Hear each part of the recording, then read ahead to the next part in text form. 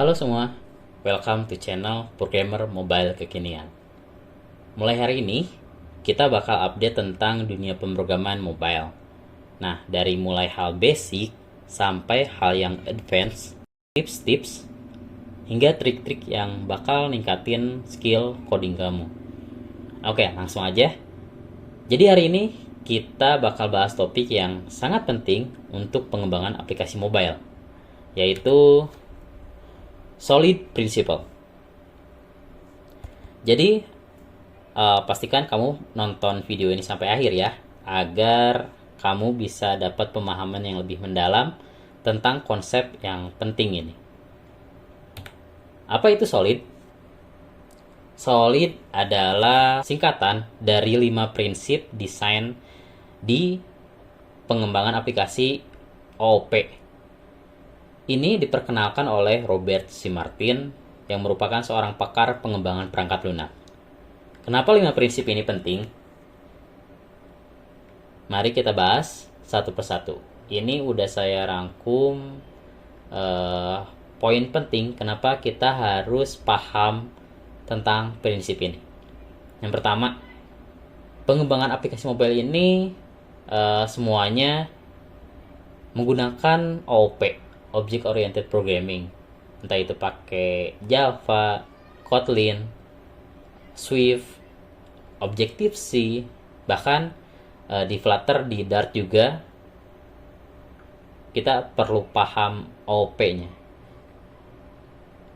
Terus kalau developer ngoding tanpa pakai prinsip desain seperti solid, kita hanya akan bikin masalah jangka panjang. Misalnya ketika ada developer lain nih, misalkan baru join di tengah-tengah ketika kita udah bangun projectnya, mereka bakal kesulitan untuk adaptasi di project yang udah kita bangun karena nggak pakai prinsip desain yang jelas.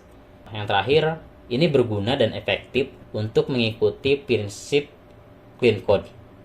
Jadi bakal bikin aplikasi kita ini bakal lebih mudah dipahami, fleksibel, dan gampang untuk dipelihara.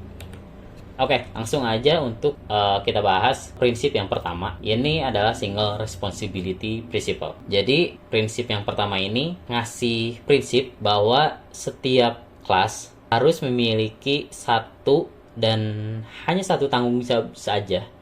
Jadi, kalau kita bicara tanggung jawab, kita bakal bahas atau relate ke suatu peran. Jadi, sebuah kelas ini hanya punya satu peranan yang mungkin akan berubah ketika hanya benar ada satu alasan aja untuk berubah gitu. Nah, kalau kita bicara tentang peran, kita bakal bicara tentang high level arsitektur. Itulah kenapa ada pattern MVP, model view presenter, itu ada kelasnya model, terus ada kelas-kelasnya view, dan ada kelas-kelasnya presenter. Mungkin biar lebih ke gambar, saya analogikan kelas itu kayak ruangan-ruangan di dalam rumah. Kita bayangin misalnya di ruangan kamar. Kamar itu kan kita tahu kita fungsikan kamar ini untuk beristirahat, untuk tidur, ya. Setuju ya? Nah, bayangkan ketika kita pakai ruangan kamar yang biasa kita fungsikan untuk beristirahat itu ternyata dipakai juga untuk masak. Misalnya di kamar itu ada katel, terus ada kompor, terus ada panci-panci di sana. Apakah kita bisa beristirahat dengan optimal? Enggak ya. Justru malah bikin ngerusak dua peran yang sebenarnya bakal lebih optimal kalau kita letakkan di ruangnya masing-masing, terpisah seperti itu. Oke, ini ada contoh-contoh yang melanggar prinsip ini. Jadi di sini ada satu kesalahan di mana di kelas ini, kelas daftar film adapter, dia ada fungsi untuk ngebind view holder. Jadi on bind view holder ini dia bertugas untuk menampilkan data di posisi tertentu. Nah, di sini letak kesalahannya adalah ada satu proses di mana ada pengolahan data dulu nih untuk genre di fungsi on bind view holder. Nah, ini melanggar. Kenapa? Karena untuk mengolah genre ini bukan tugasnya on bind view holder. On bind view holder ini tugasnya hanya menampilkan data di posisi tertentu. Ini ada penjelasannya juga di sini. Nah, bagusnya seperti apa? Ketika kita mengikuti prinsip ini, bagusnya adalah seperti ini. Jadi yang sebelumnya seperti ini kita pindahkan dengan membuat suatu extension dari list genre. Kita olah prosesnya di sini. Nah, dengan seperti ini kita hanya tinggal panggil di on bind view holder aja si genre-nya seperti ini. Get genre text. Udah kebayang ya? Kesalahannya di mana dan sebaiknya harus seperti apa. Ini kesalahan yang sering terjadi. Nah, untuk contoh selanjutnya, ini ada kelas implementasi dari repository login. Dia ada tags untuk manggil API kalau login pakai sosmed nih. Nah, di sini ada try catch, terus kalau ada error masuk ke exception, dia bakal dimasukin ke log error ini. Ini melanggar single responsibility principle. Kenapa? Karena di sini ada dua peran. Yang pertama untuk hit API, terus ada peran untuk nangkap error yang kalau terjadi. Nah, baiknya seperti apa? Baiknya kalau kita mengikuti single responsibility principle, kita pisah peran, kedua peran ini gitu. Jadi yang satu untuk ngelog, yang kedua fokus untuk hit API. Jadi kalau kita pisah jadinya seperti ini. Kalau kita perlu untuk collect log error, kita tinggal panggil seperti ini kelasnya. Jadiin constructor, terus nanti tinggal panggil log error. Errornya dimasukin ke sini, jadiin parameter. Nah, ini bakal lebih mudah kalau misalkan ada perubahan, hanya ada satu alasan aja, kita tinggal ubah di file ini doang gitu, gak akan nyenggol. Bayangkan kalau misalkan log error ada di sini gitu, ini worry kesenggol sih. Jadi kenapa kita perlu pisahin peran itu di setiap kelasnya seperti itu. Oke, lanjut di yang kedua, ada open close principle. Di sini ngejelasin semua entitas, modul, kelas, fungsi-fungsi harus bisa diekstraksi dan tertutup untuk modifikasi. Modifikasi di sini misalnya kita merubah nama atau merubah tipe data dari suatu function atau atribut dari kelas abstraknya atau dari low levelnya.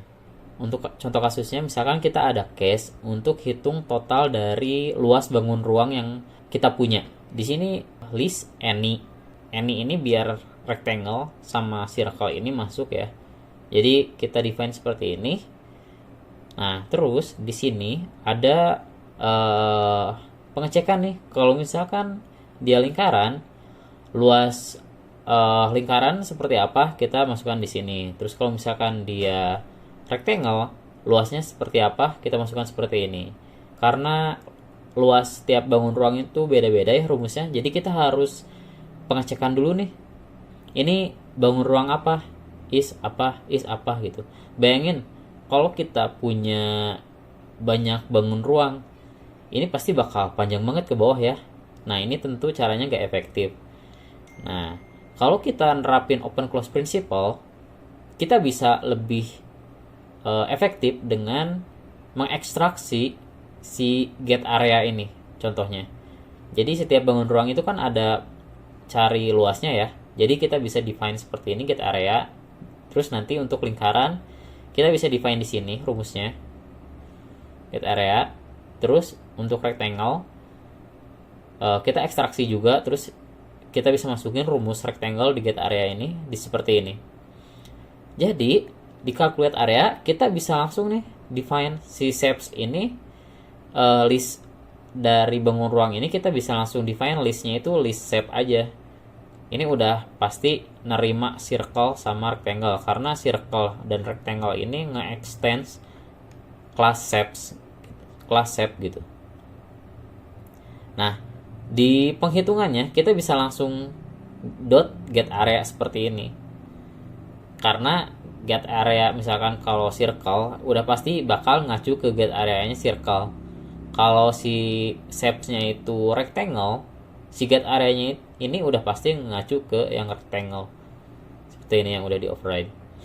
Nah, di sini saya jelasin kenapa nggak bisa dimodifikasi. Karena ini kalau misalkan kita tambahin, misalkan nambahin parameter di sini, atau ngubah tipe datanya, misalkan jadi string, atau ngubah namanya, ini pasti nggak akan bisa ya, pasti bakal langsung error.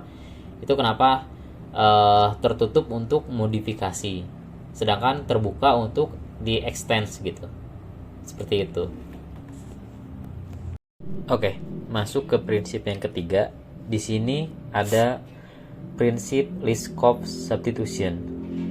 Nah, di sini ngebahas bahwa setiap kelas turunan nggak boleh ngelanggar definisi tipe dari parent kelasnya. Atau bisa diartikan juga kalau code yang kita punya bisa menggantikan referensi superclass dengan objek-objek subclass secara bebas, maka ini bakal dipaksa untuk ngelakuin pemeriksaan pakai instance of kalau di Java, terus is kalau di Kotlin. Ini untuk nanganin beberapa subclass secara khusus. Nah, kalau code seperti ini tersebar di mana-mana di project kita bakal sulit untuk memaintain code ini gitu. Biar lebih jelas, mungkin kita bisa lihat contoh kasusnya. Nah, di sini ada sebuah case di mana ada penghitungan harga dari list product, di mana product ownernya ini pengen nih ada special product yang bakal dapat tambahan diskon 20%. Itu kenapa ada apply extra diskon nih di sini di kelas special product. Nah, untuk yang special product dia kan ada apply diskon nih. Di penghitungannya di sini di list product, kalau special product dia harus nge-apply extra diskon kan. Nah, di sini karena dia pengen tahu harga sebenarnya, jadi dia harus melakukan pengecekan dulu nih di sini biar si diskonnya itu ter-apply gitu. Baru harga yang sebenarnya muncul. Nah, ini ngelanggar karena ada pengecekan is special product.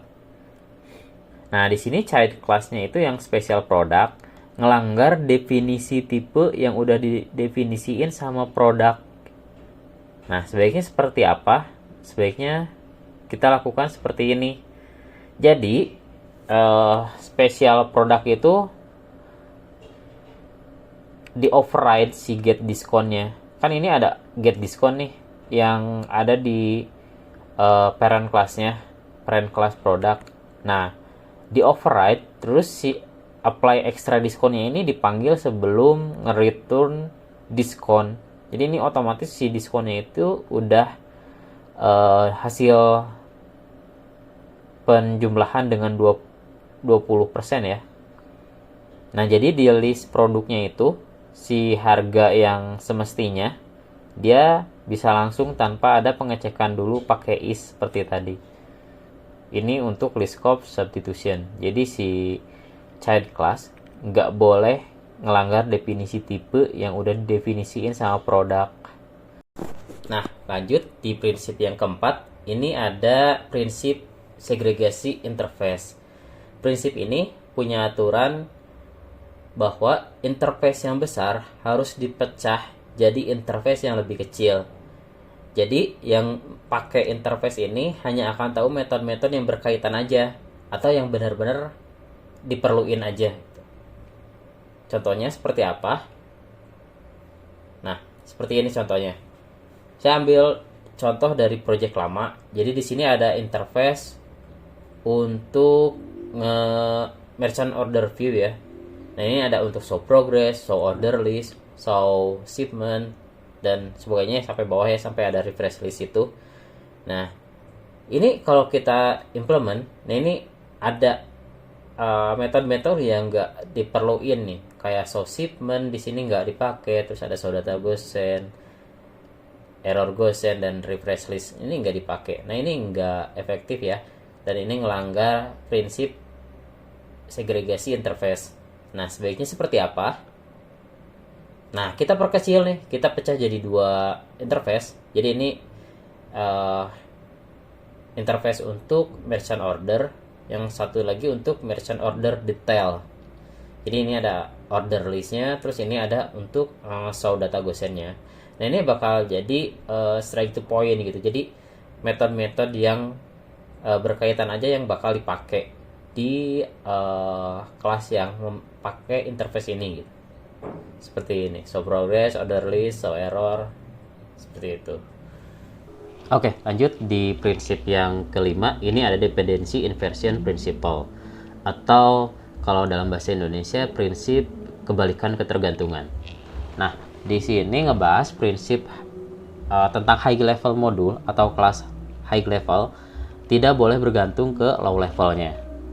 Tapi keduanya, high level dan low level ini harus bergantung ke abstraksi. Abstraksi ini tidak boleh bergantung ke detail, tapi detail yang harus bergantung ke abstraksi. Gambarannya seperti ini. Ini ada low level dan high level yang bergantung ke abstraksi ya. Nah, high level yang nggak boleh punya ketergantungan ke low level secara langsung. Nah, contohnya seperti apa? Di sini ada contoh di mana ada kelas low level buku ya. Terus ada high levelnya itu rak, di mana rak ini punya ketergantungan ke buku. Nah, di sini akan jadi problem kalau misalkan kita nambah produk baru nih. Misalkan ada DVD. DVD di sini kalau kita akses di rak, kita mau nambahin DVD nih di sini di rak, tentu bakal nambah function lagi add DVD. Terus bakal nambah properties baru DVD ini. Nah, tentu ini bakal kompleks ya kalau misalkan kita ada nambah produk baru, misalkan ada electronics product, terus atau ada yang lainnya. Tentu ini bakal kompleks ya di high levelnya. Nah, baiknya seperti apa? Kita bikin abstrak kelasnya. Kita bisa kasih produk di sini. Terus untuk low levelnya buku dan DVD yang bergantung ke abstraksinya. Di sini. Jadi di high levelnya rak juga hanya bergantung ke abstraksinya, ke produk. Jelas ya? Jadi di sini di rak ini dia bergantung ke abstraksinya. Low level juga bergantung ke abstraksinya. High level nggak lagi bergantung ke low levelnya. Ke low levelnya kalau tadi kan langsung ya buku ya, terus DVD juga. Nah, sekarang diubah jadi ke abstraksi.